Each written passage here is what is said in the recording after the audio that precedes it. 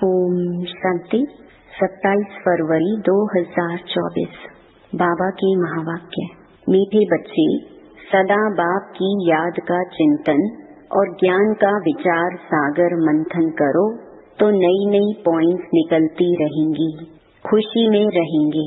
प्रश्न, इस ड्रामा में सबसे बड़े से बड़ी कमाल किसकी है और क्यों? उत्तर, 1, सबसे बड़ी कमाल है शिव बाबा की, क्योंकि वह तुम्हें सेकंड में परिजादा बना देते हैं। ऐसी पढ़ाई पढ़ाते हैं जिससे तुम मनुष्य से देवता बन जाते हो। दुनिया में ऐसी पढ़ाई बाप के सिवाय और कोई पढ़ा नहीं सकता। दूसरा, ज्ञान का तीसरा नेत्र दे अंधियारे से रोशनी में ले आना, ठोकर खाने से बचा देना, यह बाप का काम है। इसलिए उन जैसी कमाल का वंडरफुल कार्य कोई कर नहीं सकता। ओम शांति। रूहानी बाप रोज रोज बच्चों को समझाते हैं और बच्चे अपने को आत्मा समझ बाप से सुनते हैं। जैसे बाप गुप्त है वैसे ज्ञान भी गुप्त है।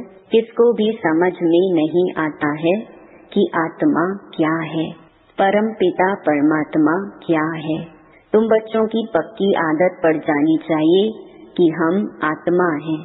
बाप हम आत्माओं को सुनाते हैं, यह बुद्धि से समझना है और एक्ट में आना है। बाकी धंधा आदि तो करना ही है। कोई बुलाएंगे तो जरूर नाम से बुलाएंगे। नाम रूप है तब तो बोल सकते हैं, कुछ भी कर सकते हैं। सिर्फ यह पक्का करना है कि हम आत्मा हैं। महिमा सारी निराकार की है। अगर साकार में देवताओं की महिमा है तो उन्हों को भी महिमा लायक बाप ने बनाया है। महिमा लायक थे, अब फिर बाप महिमा लायक बना रहे हैं। इसलिए निराकार की ही महिमा है। विचार किया जाता है बाप की कितनी महिमा है और कितनी उनकी सर्विस है। वह समर्थ है, वह सब कुछ कर सकते हैं। हम तो बहुत थोड़ी महिमा करते हैं, महिमा तो उनकी बहुत है। मुसलमान लोग भी कहते हैं अल्लाह मियाँ ने ऐसे फरमाया। अब फरमाया किसके आगे? बच्चों के आगे फरमाते हैं जो तुम मनुष्य से देवता बनते हो। अल्लाह मियाँ ने किसके प्रति तो फरमाया होगा ना। तुम बच्चों को ही समझाते हैं जिसका कोई को पता ही नहीं। अभी तुमको पता पड़ा है, फिर यह नॉलेज ही गुम हो जाएगी। बौद्धि भी ऐसे कहेंगे, क्रिश्चियन भी ऐसे कहेंगे, परंतु क्या फरमाया था यह किसको पता ही नहीं। बाप तुम बच्चों को अल्फ और बे समझा रहे हैं। आत्मा को बाप की याद भूल नहीं सकती। आत्मा अविनाशी है तो याद भी अविनाशी रहती है। बाप भी अविनाशी है।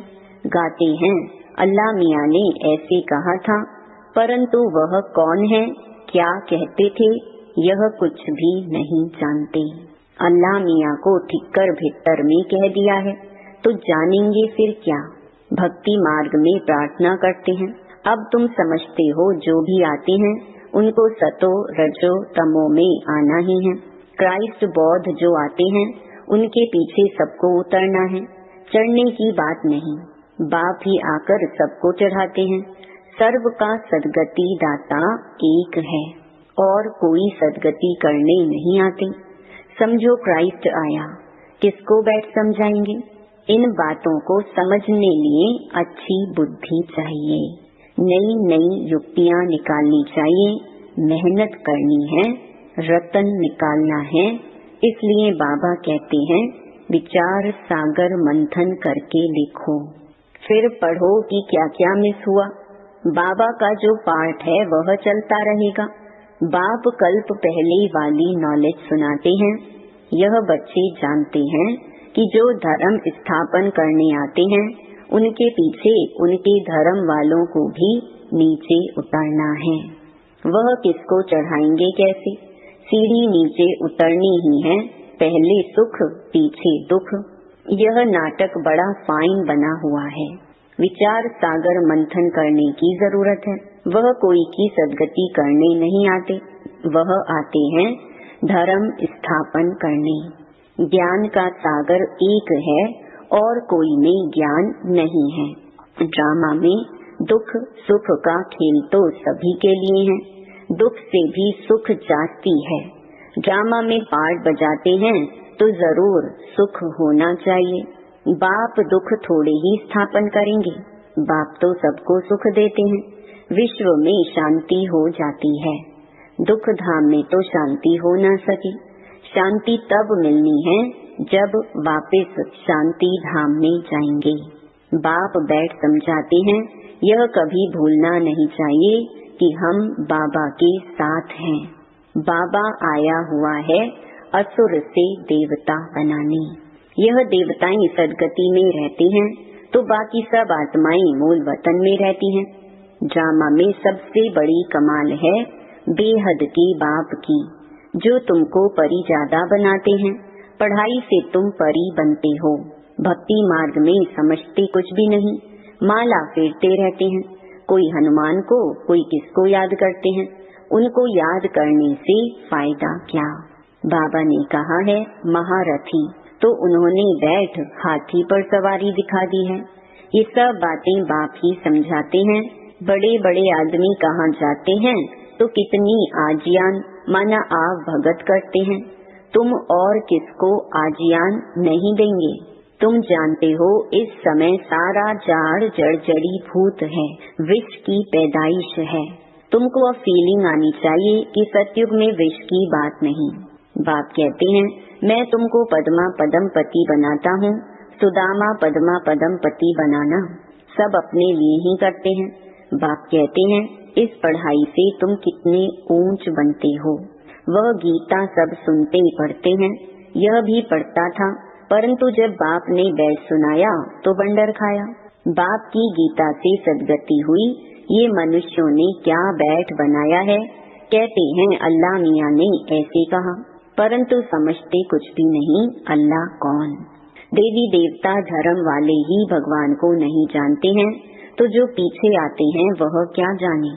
सर्व शास्त्रमयी शिरोमणि गीता ही रॉन्ग कर दी है, तो बाकी फिर शास्त्रों में क्या होगा। बाप ने जो हम बच्चों को सुनाया वह प्रायलोप हो गया। अब तुम बाप से सुनकर देवता बन रहे हो। पुरानी दुनिया का हिसाब तो सबको चुकतू करना है, फिर आत्मा पवित्र बन जाती है। उनका भी कुछ हिसाब किताब होगा तो वह चुकतू होगा। हम ही पहले पहले जाते हैं, फिर पहले पहले आते हैं। बाकी सब सजाएं खाकर हिसाब किताब चुकतू करेंगे। इन बातों में जास्ती ना जाओ। पहले तो निश्चय कराओ कि सबका सदगति दाता बाप है। टीचर गुरु भी वह एक ही बाप है। वह है अशरीरी। उस आत्मा में कितना ज्ञान है। ज्ञान का सागर सुख का सागर है। कितनी उनकी महिमा है वह भी आत्मा। आत्मा ही आकर शरीर में प्रवेश करती है।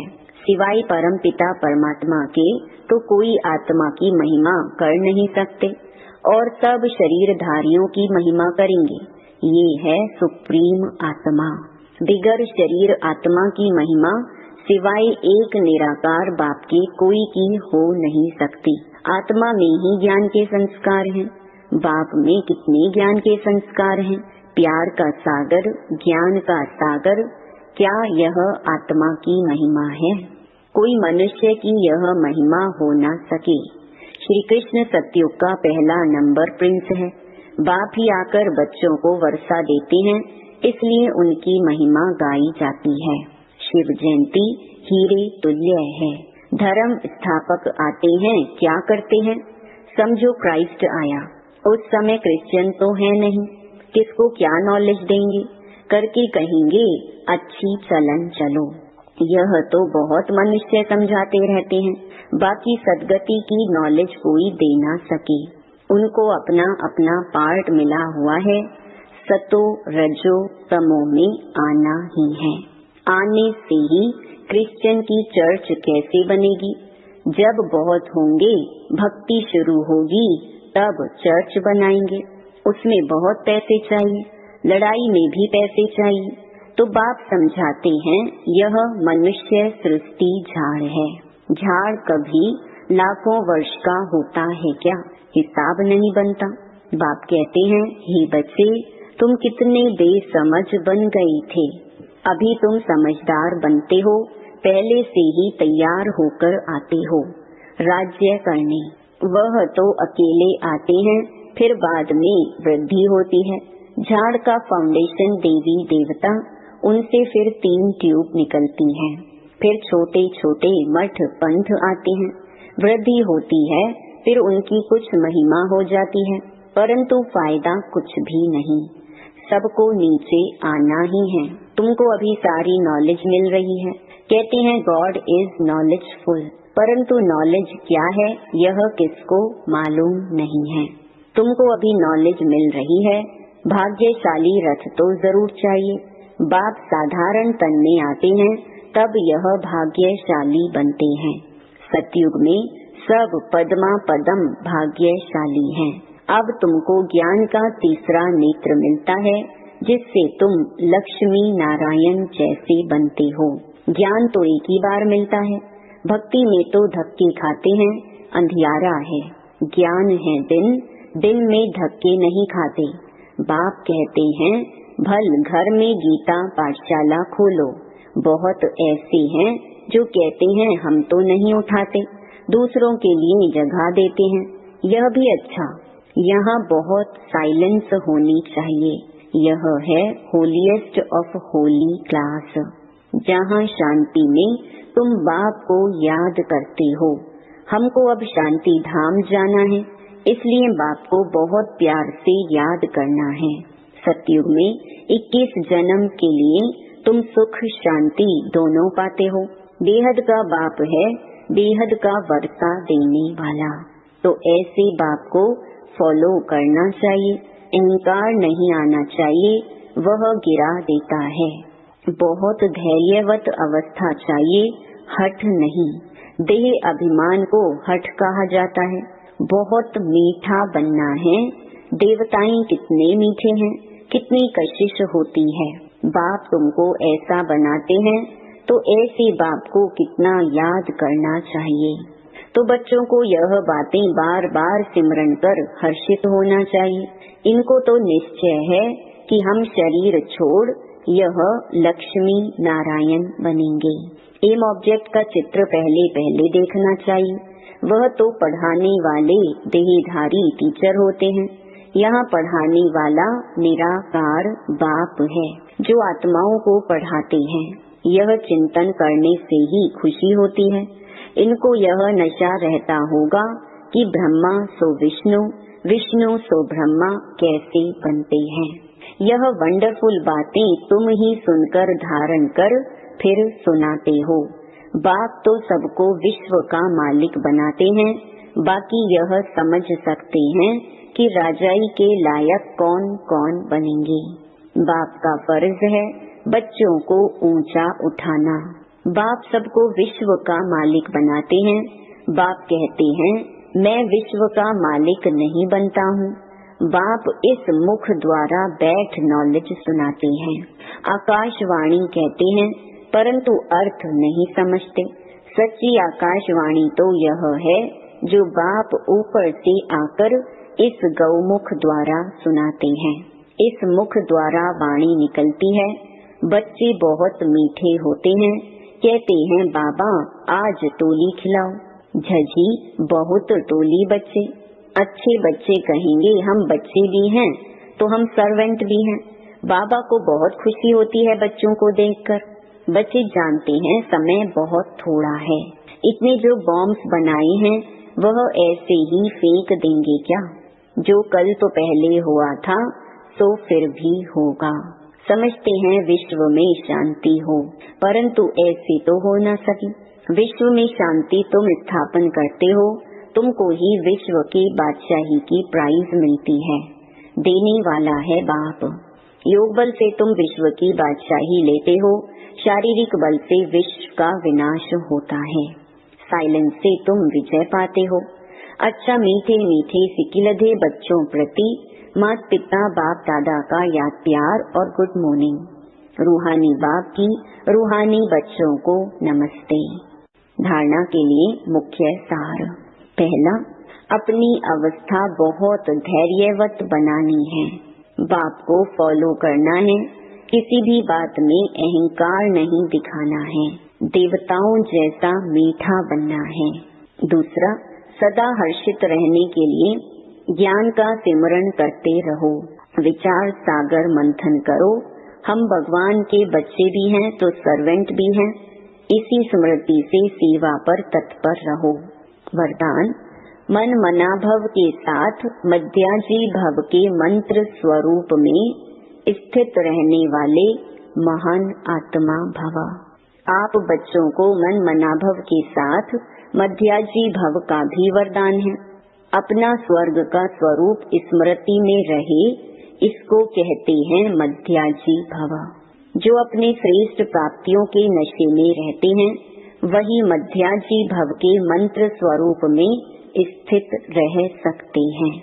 जो मध्याजी भव हैं, वह मन मनाभव तो होंगे ही। ऐसे बच्चों के हर संकल्प, हर बोल और हर कर्म महान हो जाते हैं। स्मृति स्वरूप बनना माना महान आत्मा बनना। स्लोगन, खुशी आपका स्पेशल खजाना है, इस खजाने को कभी नहीं छोड़ना। ओम शांति।